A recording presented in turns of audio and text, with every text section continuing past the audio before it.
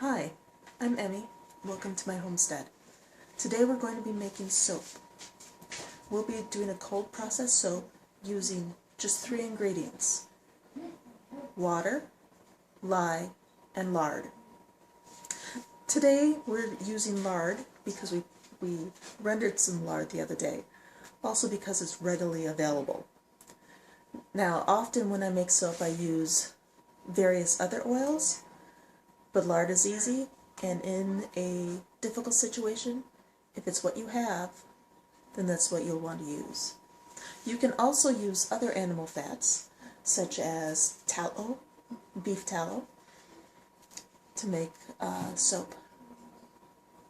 So, are you ready? Let's have fun. I keep a notebook where I write down all of my recipes. This will make sure that I can keep consistent in my recipes. Now always, when you use a recipe, even mine that I'm showing you today, always make sure that you use a soap process. So it's important to weigh all of your ingredients.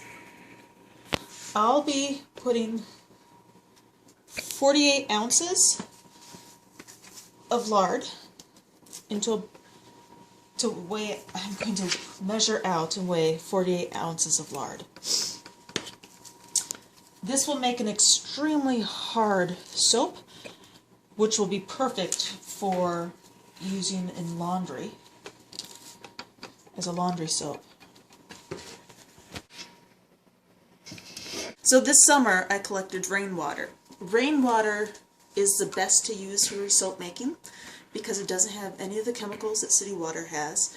It's a soft water versus a hard water, so it won't manipulate the chemicals in your soap making, and your soap will be more pure. So I'll be measuring water into the container.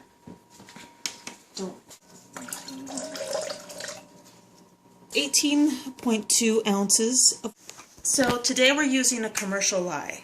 In a future segment, I will teach you how to make your own lye from ashes and rainwater, but today we're going to use a commercial lye. Always make sure that your commercial lye says 100% lye. Not very many places sell lye, so you may have to buy it off the internet. But around me, because there are lots of Amish, we can buy it at local hardware stores. And always, when you're using lye, you need to protect yourself. So I wear safety goggles. I make sure I wear long sleeves. And I wear gloves.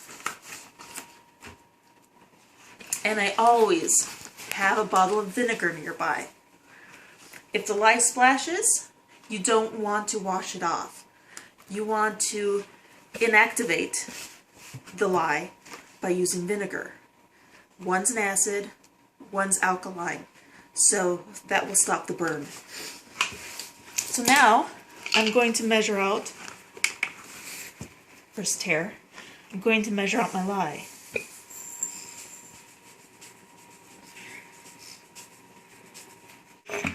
Measured 6.4 ounces of lye. Have it go around to the other sideways. Well, now I'm going to take my lye and slowly add it to the water. You want to do this very slowly and have a open window because there will be fumes.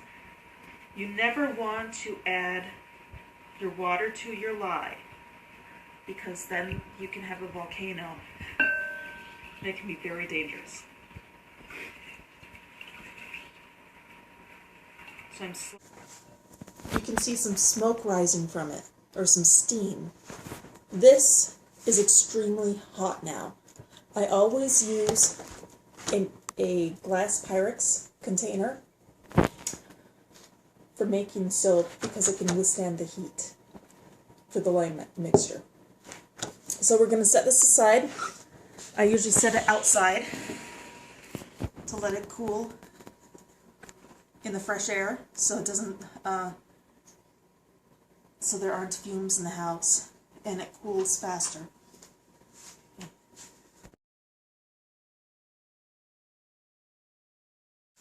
So now that these have reached the same temperature, I'll add the lye water to the oils, or in this case, oil. You never do the opposite because again, once again, you can have an explosion.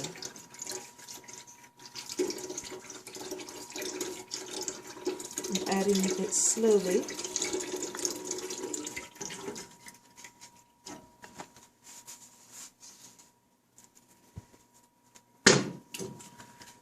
Now, lard can take a long time to saponify, which is to become soap.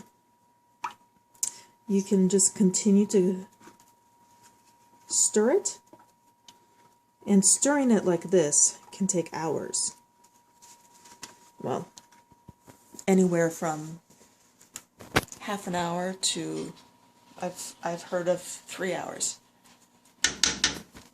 So if you know how to do this and you're willing to, this is a good technique to use, especially if you're without electricity. But to speed up the process, I'm going to use this. It's a smart stick. I put it in.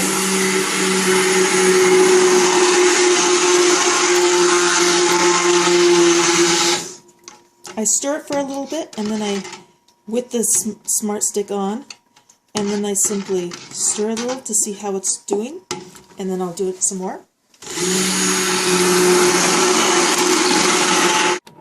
You can tell the difference when you look at it, but also if you could feel it. It feels a lot like pudding. It's very thick, and if I shake this out on top of it, you can zoom in a little, you can see that it leaves lines on the top, just slightly. This is called trace, and that's what you want to see. At this stage, it's a light trace, and it's a perfect time to add anything you want to add. Right now I'm going to be adding some orange essential oil.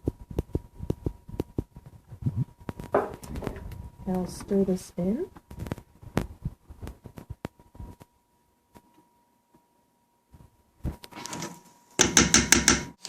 Here we have a wooden box that was homemade. It has sides and a bottom, and it's lined with freezer paper.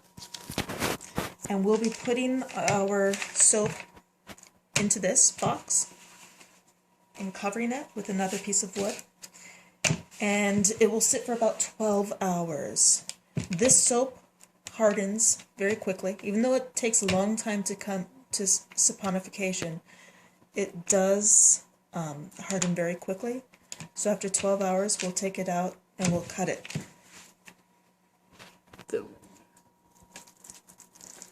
So I'm pouring the soap into my prepared box. And we made about 3 pounds today of soap. Oh, let me get the rest of this out.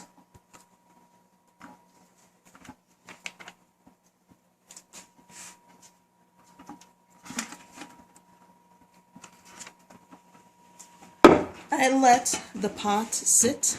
So now that I have this soap in the box, I'm pounding it a few times to get any air bubbles out. I'm going to cover it with the top, and I'll put it in a safe place so that it can cure overnight. And now I'm just cutting the soap into blocks, and then these blocks will be placed to cure for a few weeks. But there you have it, soap made out of lye. This particular soap I'm going to use as a laundry soap. And thanks for joining.